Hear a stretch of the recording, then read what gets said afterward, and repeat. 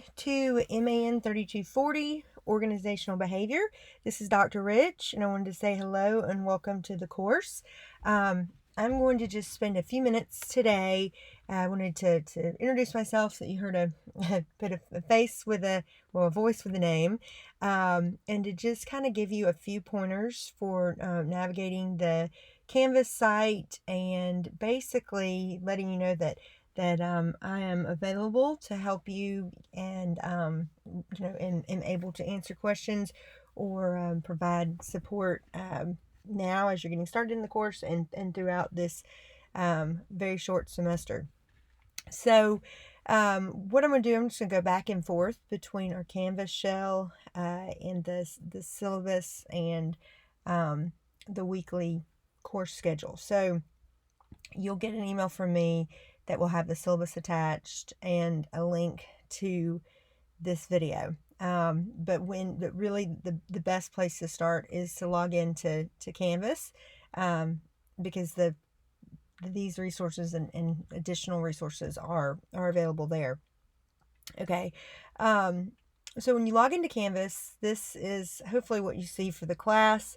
So you'll hear me refer to things as modules. Okay, and so when I say in the weekly module, in the exam module, in the team research project module, or maybe folder, I'm referring to the organization that our class is set up on Canvas. So I can put it in the student view, and that might even make it more realistic. So we have something that says begin here. All right, and that's where I want you to start. So if you click on the welcome start here, this is where you'll be able to access the video you're watching right now. Okay, but Canvas is organized, so we've got some information in this module labeled begin here that should help you begin the course, right? So it tells you some information that's in the syllabus, how to contact me, my email address, how to use Lockdown Browser. This is something that now recently, I guess not too recently, but all online classes are now required to have a proctored component, and we use Lockdown Browser and Respondus Monitor. It's basically where when you're taking an exam, you use a webcam, and your actions and you're on basically being recorded for proctoring purposes while you're taking your exam. There's some information about Canvas, so we'll talk more about each of these components in the syllabus, and maybe touch on them again as I go through. But I want to point out that I know, especially now post-COVID, there are so many more classes online that most of you have likely taken online classes in Canvas. Most of you have likely taken quite a few. Most of you likely just wrapped up last semester on Canvas. So this brief introduction is targeted with that expectation that you have a basic knowledge of the functioning of Canvas. Now, having said that, if this is your first class, if this is your first time using Canvas, if for whatever reason, don't panic. Like, just there's some resources on here. There's 2 areas with to help you kind of give you a more in-depth tutorial or overview of the different functions of Canvas. But also feel free to reach out to me as we move on. A lot of times what you'll see is if a student has a question, a lot of times I'll record a short video, short screen recording, addressing that, showing them where this is, or showing them how to do something, and then I'll share that with the class. If there's any updates or additional orientation, intro, screen recordings, then I'll let you know through email and post them in where the syllabus is and the introductory material. Okay, so like I said, I've got the syllabus open as well. Okay, it's 8 pages. I know it's a lot of information, but especially with a short online class, my goal is to try to make it as complete and thorough as possible. Okay, so I say that because this is an important document. So you should print it, or you should, if you don't print it, you should have it saved on your, on your documents in your phone or somewhere where it's easily accessible. Because 90% probably of the questions I get from students are things that were, clearly addressed in the syllabus. Okay. And so it helps be more efficient with your time and with my time if you use the resources that are provided.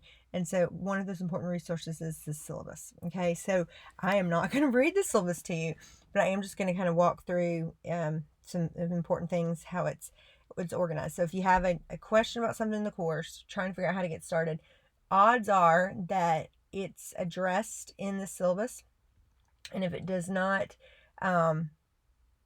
get into great detail within this document, it will likely refer you to another document. So, for example, there is a team research project in this class it's pretty heavily involved and spans the course of the semester. So if you are trying to find information out about that, you can start with the syllabus. It's going to give you an overview. It's going to give you the dates, kind of the high level points, and then it's also going to tell you where to go for more information. Okay, so in that case, it says there's a separate instructions document. Okay, and you'll see then that, which is on Canvas. I'll show you where that is too, and it provides more information there. So information's there. You just gotta take the time to read it and understand where things are and what you're looking at. Okay, so a couple things about me that may or may not be what you're used to. I do not have an office phone. My cell phone number is on the syllabus. Okay, I've been doing this for quite a few years, and it's never become an issue. Even when I've had, 4+ classes at a time and lots of students, it's never been overwhelming. I've always felt that it was a helpful tool. Having said that it works only because students have to recognize, they have to think, and have some discretion about when they should contact me via text versus when they should email, or maybe more importantly, what they should text versus what they should email. Okay, so if I will go through I go through email at least once a day. Typically I say in here my sit down full review will not be at 9-10 o'clock. It'll normally be earlier in the morning or later in the evening. No, that's not to say I don't answer email throughout the day, but depending on what's going on, I try to make sure that I get one full round of, try to get caught up with email at least within once every 24 hours.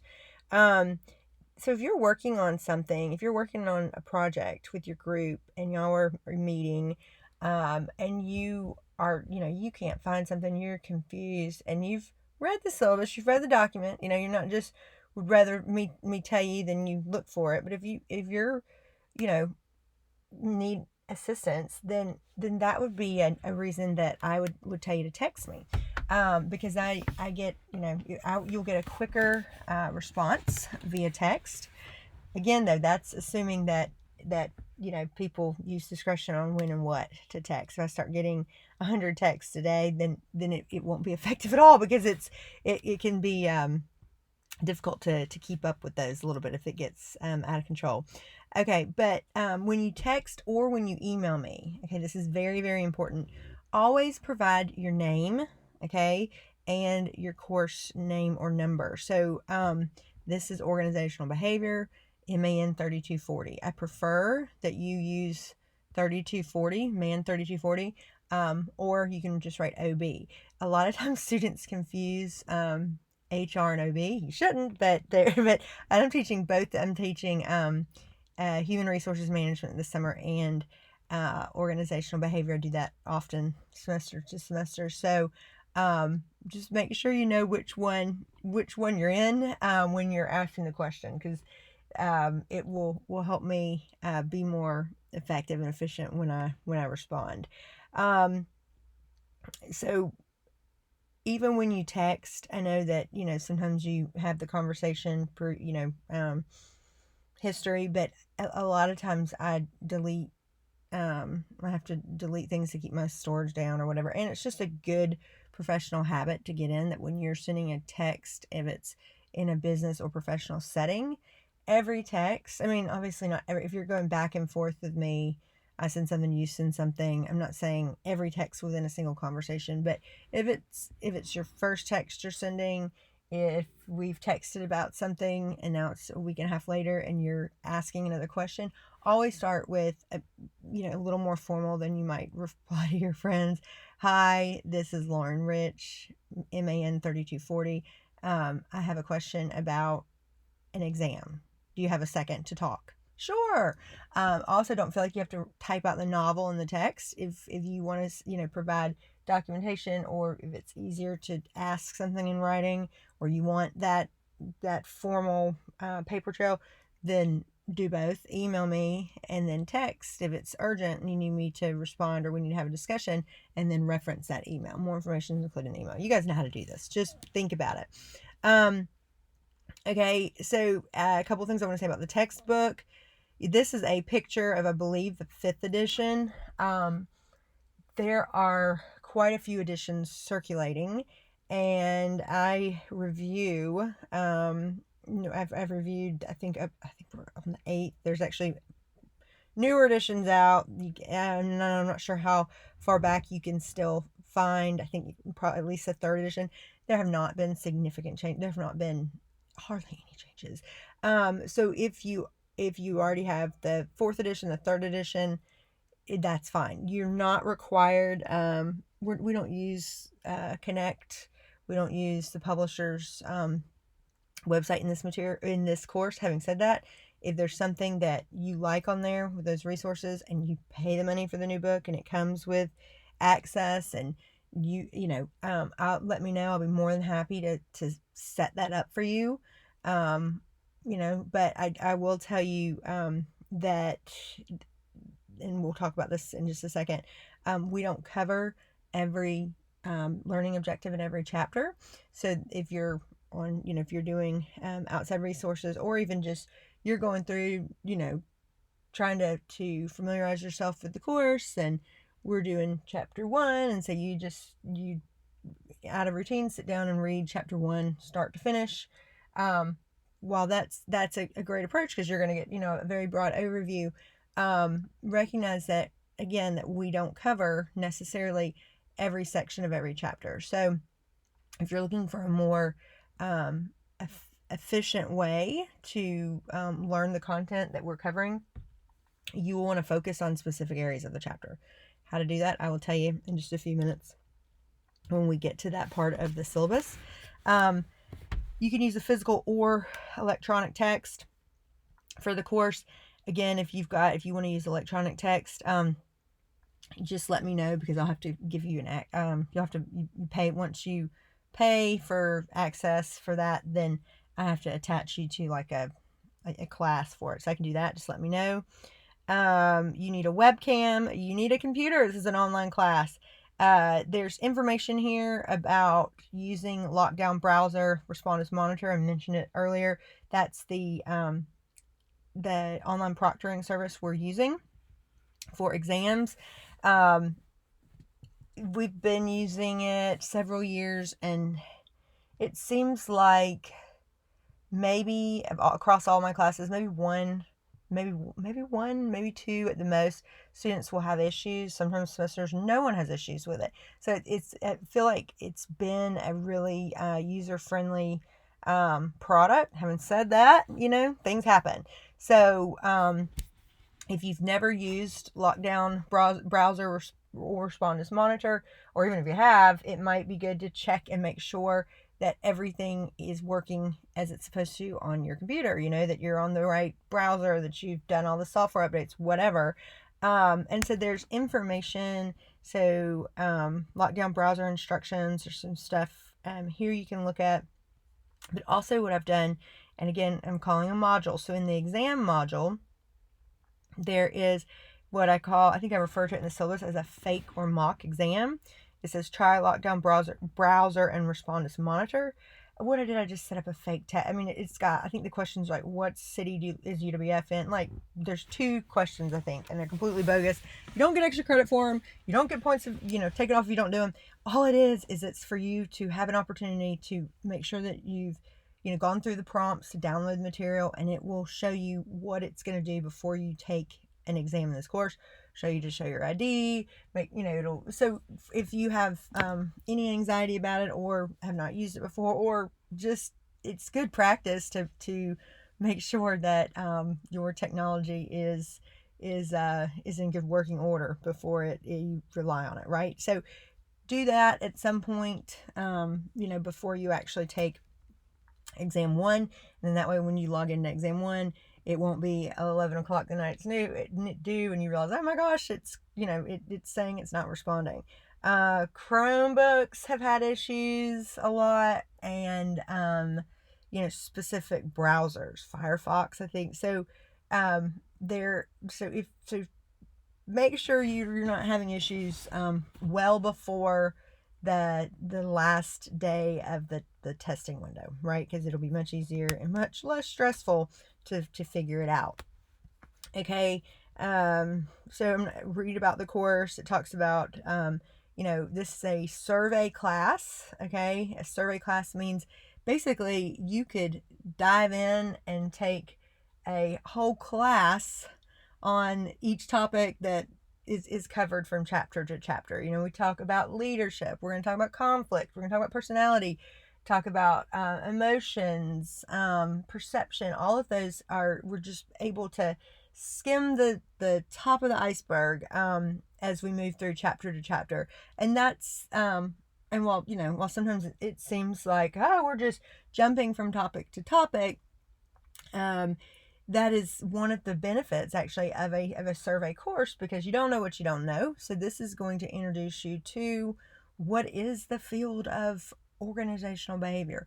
And I think chapter 1, it does a pretty good job of not only kind of will define what is organizational behavior, but we talk about how all of these individual components, the leadership, the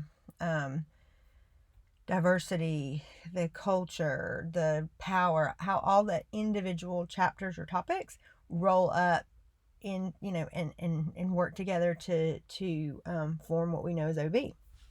Okay.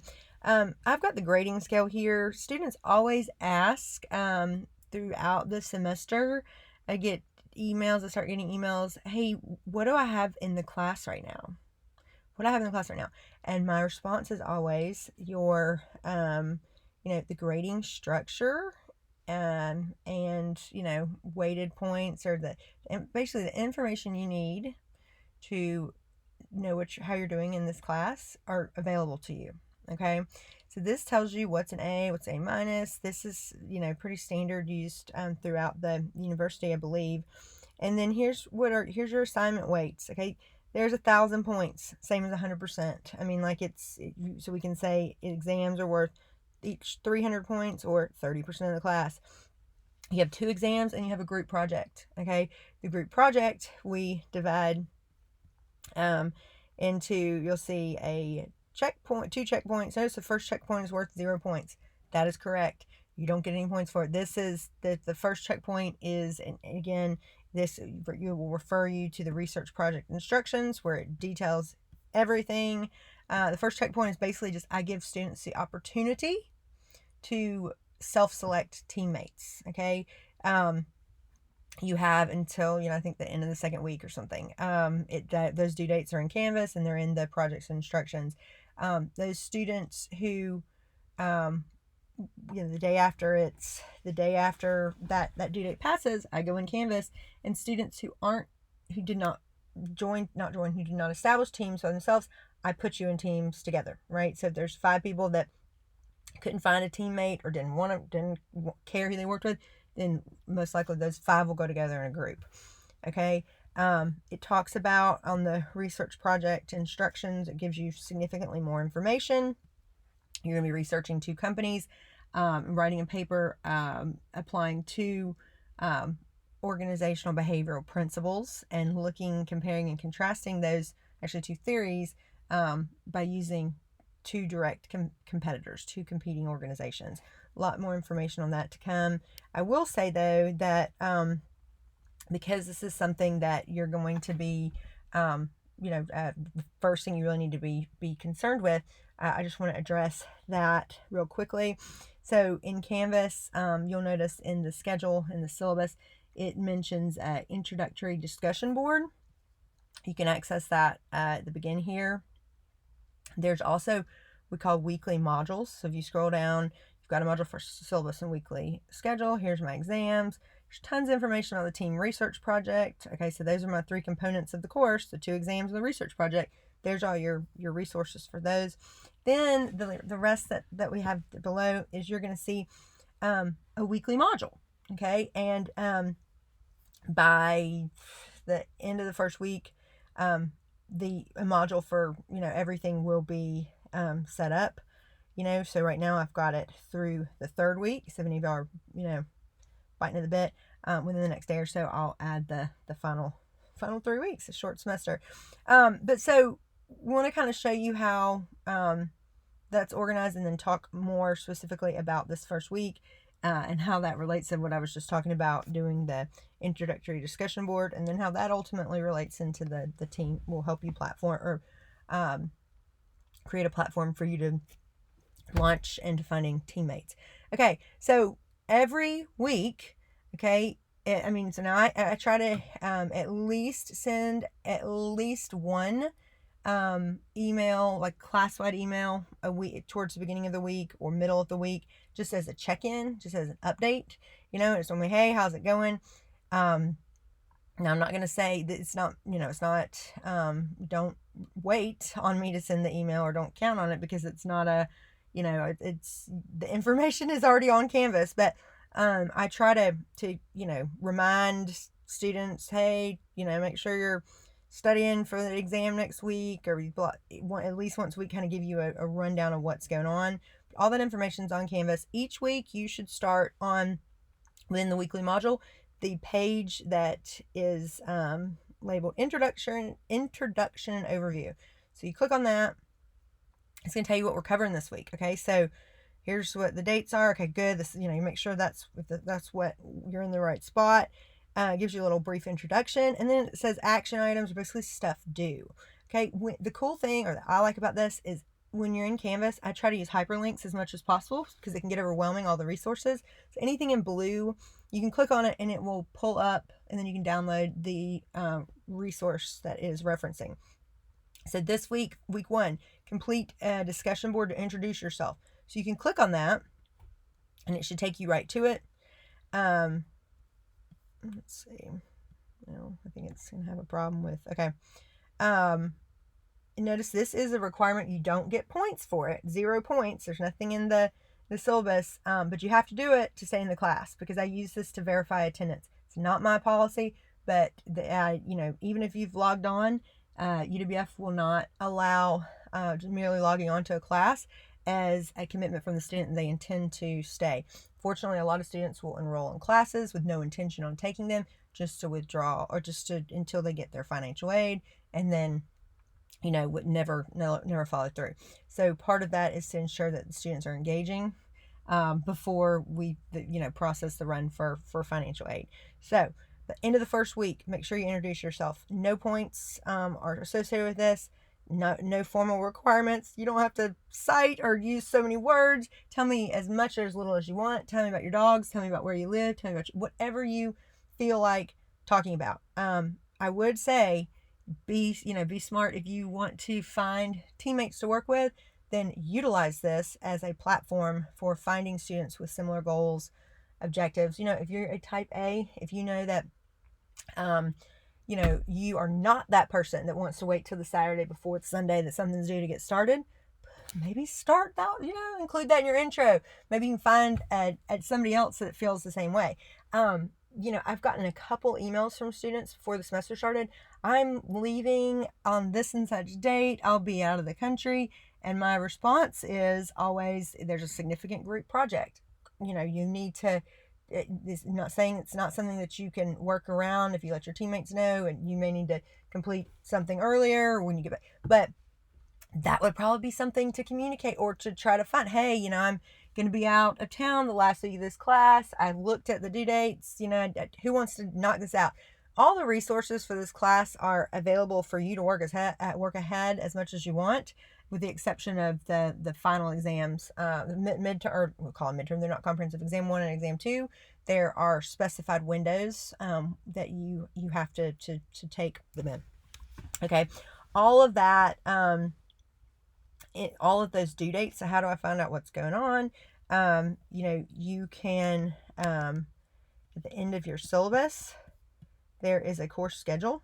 Okay. And so this is, so kind of what you can think of as this information over here, what new chapters we're covering and what the activities are, what's due. This information is what you're going to find in those weekly overviews, right? So if I toggle back here, and I go back to home, I go to my weekly module, week 1, introduction overview. This is the same information right here, right, that I tell you for week 1 on your schedule. Okay, so it's just try to put things in different places. And what I like about this is you can access it. So you're not, okay, where's this, where's that? So you're going to look at chapter 1, and know if we're getting a little bit of a late start this week, but that the chapter 1 is very light. And again, if you want to move on, you can, next week we're covering 2 and 3. So in Canvas, you would just go to module 2 and module 3. Okay. So when you click on these, again, okay, so this one we have more lecture videos. So everything you need, okay, we have our, chapter outlines, and that's what we're going to talk about in a second. Any assignments that are due, checkpoint 1, you can access that from here as well. So this is kind of a one-stop shop for how to get to what you need to get to. Okay, so we talked earlier about studying smarter, not harder, harder, not longer, basically working smarter, not harder. Ugh. And so what you want to do is for within these weekly overviews, they're going to reference most of the resources that can actually be clicked on directly within the module itself. Okay. You'll see for each chapter, you're going to get slides. Okay. And you're also going to get chapter outlines. Okay. A chapter outline, I'm going to click on this. This is a great place to start when you're ready to, learn chapter 1. Open up your chapter outline, print it. If you're a handwriter, save it on your, in an organized fashion on your computer, whatever you want to do. But this is what we are covering on chapter 1. Okay. Sometimes there may be objectives here that are not in your book. They're supplemental, and I'll note that. I'll say this is not in your book. But for the most part, we go through select learning objectives or sections of each chapter. So if you're going to read your book, as you're reading through, you would want to read the sections that are labeled, that are about defining organizational behavior. How does the term of organizational effectiveness relate? So this is what we're focusing on. If there's sections in the book that are not included on the chapter outline, they will not be on the test. Okay. So focus on, I'm not saying if you can't read more, but don't read more until you've mastered. Don't cast too wide of a cast net until you've made sure to tend to what's most important, right? So make sure if your time is limited, or if that you focus on what's on the outline. Now this outline will correspond with the slides. Okay, so you'll find these slides are going to walk through what is organization? Okay, so the slides are going to walk through the outline that was just covered. So, they should be pretty close. Okay, so what's covered in the slides should be in the order of the outline for the most part. Okay, and then also, sometimes you'll see for chapter 1, it's a short chapter. There's not a whole lot. I have just the one video that kind of goes through, it all. In bigger chapters, starting next week, you'll see I've broken up the lectures into multiple shorter videos, so it's easier to reference. So you can get to those through the introduction and overview here, and they reference their topic. Okay, you can see there's 3 for chapter 3 and 2 for chapter 2. I believe you can also get to those here. Video lectures, let's see, video lectures chapter 2 and 3. So it should be a page with the links. Yeah. Okay, so if you have any questions, make sure you reach out. But, I think if you just take the time to kind of explore Canvas, while you're reading through the syllabus, you should be in good shape. I said earlier I'd wrap back to the discussion board. So you have the introductory discussion board, and we said use that to meet other students you might want to work with. So if you see somebody that you recognize from another class you've worked together on, or somebody that sounds like you'd be compatible with, you can reply to their post, hey, let's work together. Or you can use the inbox feature on Canvas. Works just like an email. Let's see. It's not going to like it since I'm in student view. But you can go to inbox, new, and then you'll click on your course. And then you have the opportunity to select students, and you can email or message any student in the class. I will also enable, there's a chat feature on Canvas, so I'll enable that. I don't see it now with the way it was in the student view, but I'll make sure that's there. Okay, so when we talk about establishing groups, other thing, what I want you to do is, let's see if I can do it in the student view. Your student view, sometimes for me, I'm limited. Let's see if it'll let me though. So if you talk to Kelly and Karen and y'all are going to form a group, then one of you needs to go in by the due date. So look in the, you can look on the course schedule, or within the modules where the due date's located. In this case, the research project checkpoint 1, that's when you have to form groups. It's due the end of the second week. Okay, so somebody's going to go into people,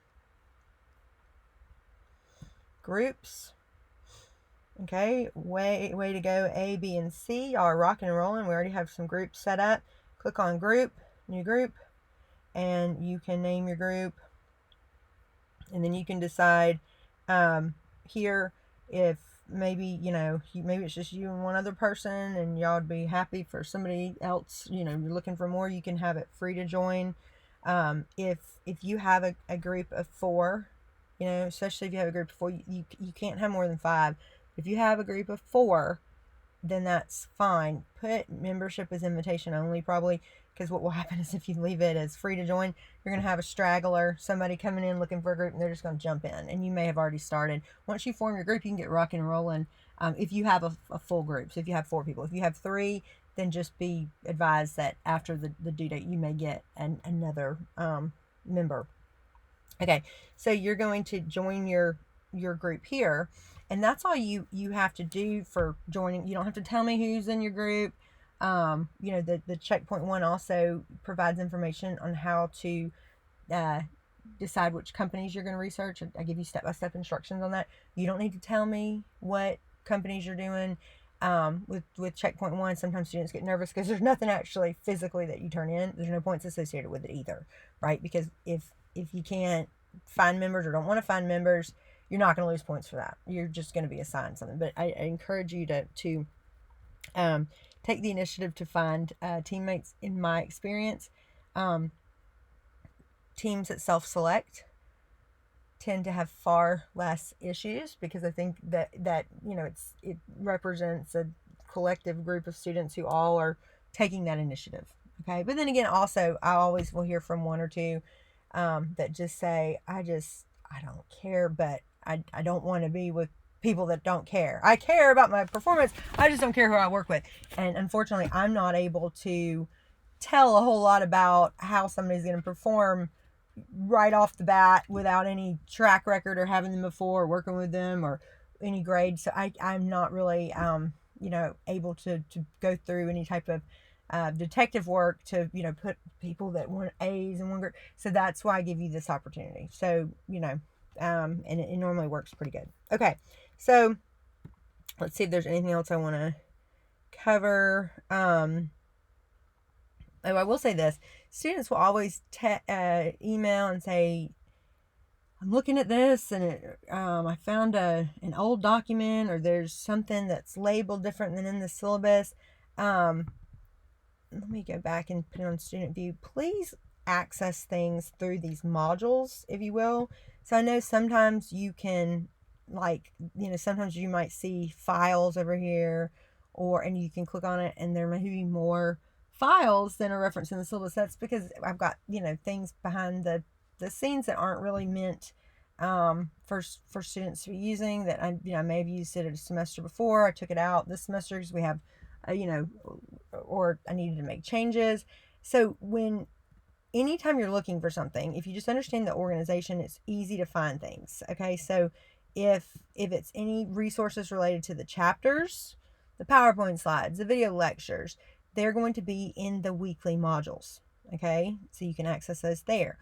If you're looking for information about team project, it's going to be in the team project module. Okay, to access the exams, the exam module. Here's your syllabus and weekly schedule.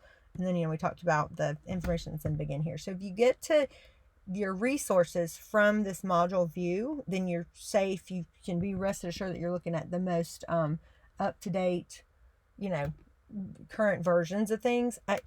From everything I can tell on my side, I don't see how students, when I go to student view, I don't see a way on my end to access these back files, but somebody always finds something. Well, there's a file that was dated or labeled 2019. I'm not sure what to do with that. Well, you don't need to do anything with it if it's not attached to one of the active modules.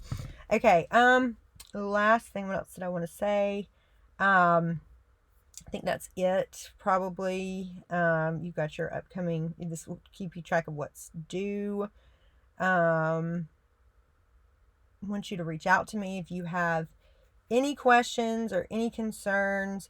Also, I use Zoom a lot, and I meet with students a lot. Like, you'll notice that the project in this class and my other classes, I try to keep components of them pretty broad so that there's enough flexibility, because when you're researching a company, or there's things are going to differ from organization to organization. Like I will meet with your team as much as you need throughout the assignment. Like, I do not you can't send me your project and say, hey, can you tell me everything I need to fix? Well, I guess you could, because I really do that for checkpoint 2. That's what you're doing.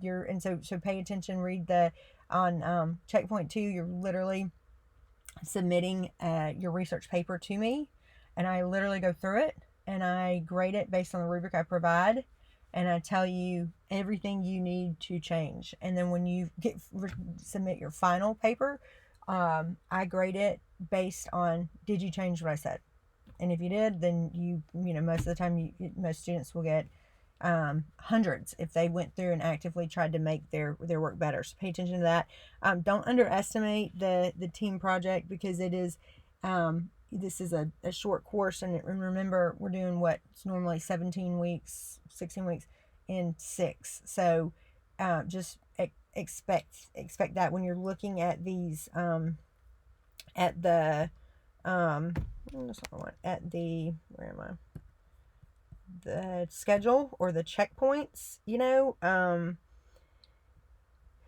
checkpoint 2 is, where is it? Checkpoint 2, which is going to be due 6/12. That's significant. Okay, so that's where you're basically, this is when the paper is due. Okay, so less than a month. So checkpoint 1, again, is just forming the group. So then checkpoint 2, I give you information of how it's going to be graded. Basically, you're going to be writing a paper that covers 2 topics: Schwartz's theory, basic values, Bream expectancy theory, and applying those to your 2 organizations. Please, please, please utilize this project document. Use it as a reference. Use it multiple times as you're working on the project. because students lose points on this project because they don't follow instructions. Okay, if you follow the instructions of the project, it's designed for you to do very well.